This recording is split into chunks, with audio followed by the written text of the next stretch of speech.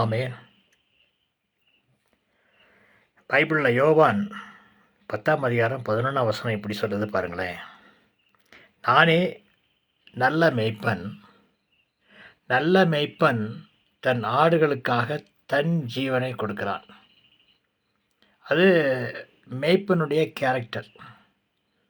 மேய்ப்பன் ஆடுகளை பெயர் சொல்லி அழைக்கிறான்னு சொல்லி போட்டிருக்குது. பெயர் சொல்லி அழைக்கிறான். அவனுடைய ஆடுகள் அவனுடைய சத்தத்துக்கு செவி கொடுக்குமா. மேய்ப்பனுடைய சப்தத்தை அவைகள் நன்றாக அறிந்திருக்குதான். இன்னைக்கு பாருங்களேன், சபையில் நல்ல மேய்ப்பன் அப்படின்னு சொன்னால் தன்னுடைய ஆடுகளுக்கு ஜீவனை தான் கொடுக்கணும். சாவை கொடுக்கக்கூடாது, மரணத்தை கொடுக்கக்கூடாது, பயத்தை கொடுக்கக்கூடாது. இதுதாங்க உண்மை. ஏன்னா அவர் அவருடைய ஜீவனே கொடுத்தாரு. எதுக்குன்னு சொன்னால் மரணத்திலிருந்து நம்மை அவர் விடுவிக்கிறார். இன்னைக்கு சபை மரணத்தை நோக்கி போய்கொண்டிருப்பதல்ல, ஜீவனிலே பிரவேசிக்கணும். அதாங்க இயேசு கிறிஸ்து இந்த பூமியில் வந்தார். திருடன் திருடவும் கொல்லவும் அழிக்கவும் அன்றி வேறொன்றுக்கும் வரான்னு சொல்லி யோவான் 10:10 சொல்லுது. அதோட கண்டினியூஸ் ஆட்டு நானும் அவைகளுக்கு ஜீவன் உண்டாயிருக்கவும் அது பரிபூர்ணப்படம் வந்தேன் அப்படிங்கிறாருங்க. ஜீவன் மாத்திரம் அல்ல, அதை பரிபூர்ணமாக கொடுக்குறாரு. ஃபுல்லஸாக கொடுக்குறாரு. அது எப்படி கொடுக்குறாரு சொன்னால் தன்னையே அவர் கொடுக்குறார். அவரையே நமக்கு தந்துட்டாருங்க. அவருடைய அன்பிற்கு அளவே இல்லை. புரியுதா உங்களுக்கு? ஒரு மனுஷன் தன் சிநேகருக்காக ஜீவனை கொடுப்பதை பார்க்கிறோம் மேல அன்பு ஒன்று இல்லைங்க. அவர் நம்மை பார்த்து சிநேகிதனே அப்படிங்கிறார். ஆமென். அந்த அன்பு தாங்க மேலான அன்பு. அந்த அன்பினுடைய ஆழம் அவங்க தான் அந்த உலகத்தில் ஜெயிக்க முடியுங்க. அது நிகரற்ற அன்பு, மாயமில்லாத அன்பு, கபடமில்லாத அன்பு, எல்லாரையும் ஒருபோல நேசிக்கும். அதாங்க உண்மையான அன்பு, பாரபட்சமற்ற அன்பு. அதை இயேசு நமக்கு மாதிரியாக வைத்து போனார்.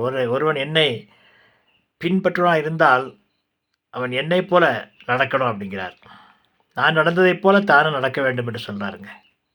இன்னைக்கு இயேசு எப்படி நடந்தார் என்பதை நீங்க ஆராய்ந்து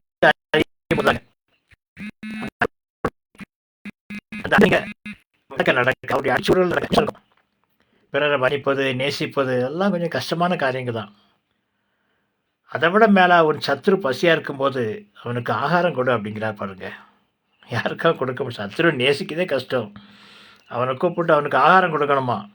அவன் தாகமாக இருந்தால் அவருக்கு பானம் கொடுக்கணுமா. தாகமாக இருக்க பானம் கொடுக்கணும், தண்ணி கொடுக்க சொல்லலை, ஃப்ரூட் ஜூஸ் கொடுக்க சொல்கிறாருங்க. அது உங்களால் முடியுமா? யோசிச்சு பாருங்கள். அது முடியும் அப்படின்னு சொன்னால் உண்மையாகவே நீங்கள் அவருடைய சீஷர் தான், பிதாவினுடைய பிள்ளை தான். அதை நீங்கள் உணர முடியுங்க. ஒரு திறந்த இருதயம் வேணுங்க நமக்கு. அங்கே உள்ள டார்க்னஸ், பிளாக் ஹோல், அதுக்குள்ளே நிறையவருக்கு இருதயத்தை எல்லாமே திறக்குதில்ல, ஒரு இடத்த அடைச்சே வச்சுருக்காங்க. இந்த ஸ்டோர் ரூம் மாதிரி, அது வேஸ்ட் ரூம் மாதிரி, வேஸ்ட்டுகளை போட்டு அடைச்சி வைக்கிற மாதிரி அடைச்சி வச்சுருக்காங்க. ஆனால் அதையும் திறக்கணுங்க, அதையும் திறக்கணும். அதையும் திறக்கும்போது தான் நம்முடைய சுய ரூபம் வெளிப்படும். அந்த இடத்துலையும் இயேசு கிறிஸ்து உட்பிரவேசிக்க நீங்கள் இடம் கொடுத்தீங்கன்னு சொன்னால் நிச்சயமாக அவர் வெளிச்சமாக இருக்கிறாருங்க. இந்த உலகத்தில் எந்த மனுஷனையும் பிரகாசிப்பிக்கிற மெய்யான ஒளி இயேசுதாங்க. அந்த ஒளி தான் இந்த பூமியில் எல்லாரையும் பிரகாசிப்பிக்குது. இன்றைக்கி அவர் நம்மளை பார்த்து நீங்கள் தான் உலகத்துக்கு வெளிச்சம் அப்படிங்கிறாரு, பூமிக்கு உப்பு அப்படிங்கிறார் பாருங்கள். நம்மளையே வெளிச்சமாக்குறார். ஏன்னு சொன்னால் கிறிஸ்து நமக்குள்ளே வாழும்போது கிறிஸ்துவனுடைய சிந்தையும் அவருடைய நோக்கத்தை நம்ம வெளிப்படுத்தும் பொழுது நிச்சயமாக நம்ம ஒரு வெளிச்சமாக தான் இருப்போங்க. நம்மகிட்ட பேசக்கூடியவங்கள் கிருபை பொருந்திய அந்த வார்த்தைகளை கேட்டு சுகம் பெறுவாங்க, ஆறுதல் அடைவாங்க. நம்ம தொட்டா சுகம் பெறுவாங்க. நம்ம ஒரு ஒரு வீட்டுக்குள்ளே பிரவேசிக்கும் போது அந்த தேவ பிரசன்னத்தை அவங்க உணர்வாங்கங்க. அதாங்க ஒரு நல்ல தகப்பனுடைய இருதயம். தகப்பனுடைய இருதயம். இன்னைக்கு சபை மேய்ப்பர்களுக்கு நான் சொல்கிறேன், உங்களுக்கு தேவையான ஒரு காரியம் என்னென்னு சொன்னால், சபை மேய்ப்பனுக்குள்ள ஒரு இருதயம். மேய்ப்பன் அப்படின்னு சொன்னால் இயேசு கிறிஸ்தா மாடல். ஒரு தகப்பனுடைய இருதயத்தை நீங்கள் வாஞ்சிங்க, அதை கேளுங்கங்க. அதை கேளுங்க, உங்கள் சபை வளர்வதை நீங்கள் பார்ப்பீங்கங்க. ஆமே. God bless you. ஆமேன். நல்லா